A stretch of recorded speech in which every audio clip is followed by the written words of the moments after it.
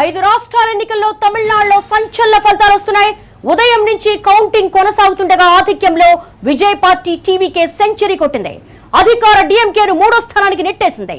2024 ఫిబ్రవరిలో టీవీకే స్థాపించిన విజయ్ 2 ఏళ్లలోనే సంచలన ఫలితాలు సాధించి పార్టీని అధికార దిశగా నడిపించారు.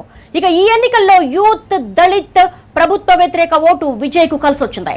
హిందూ వ్యతిరేక ముద్రతో డిఎంకే భారీగా నష్టపోయింది.